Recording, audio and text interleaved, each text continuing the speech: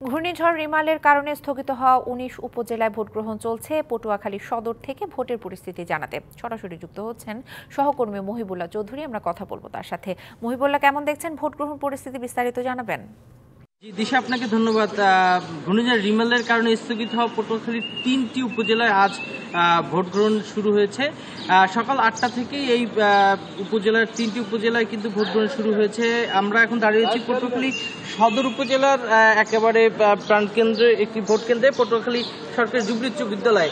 এই ভোট কেন্দ্রে এখন পর্যন্ত ভোটাররা একজন দুজন করে আসছে, তবে ভোটারদের যে দীর্ঘ সারি সেটি কিন্তু আমরা লক্ষ্য করতে পারিনি। তবে অন্যান্য গ্রাম অঞ্চলের যে সকল রয়েছে, ভোট কেন্দ্র রয়েছে, সেখানে কিন্তু দীর্ঘ সারি রয়েছে বলে আমরা জানতে পেরেছি।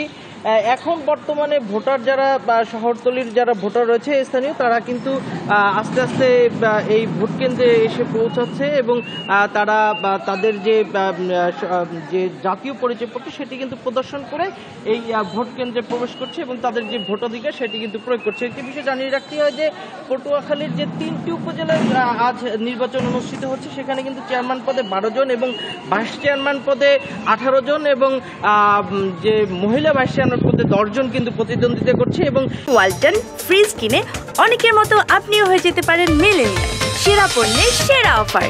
এই নির্বাচনে প্রায় 4,80,796 জন ভোটার তাদের কিন্তু ভোটাধিকার প্রয়োগ করবে। এখন যেহেতু একেবারেই সকালবেলা ফার্স্ট হাফে কিন্তু তেমন ভোটার উপস্থিতি নেই, তবে ভোটাররা এবং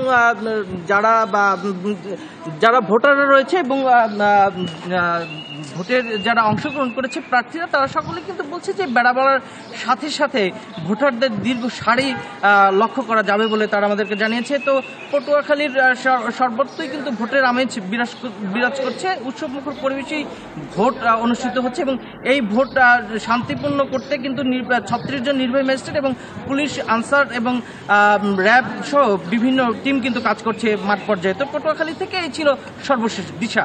মহিবুল্লাহ, ধন্যবাদ আপনাকে।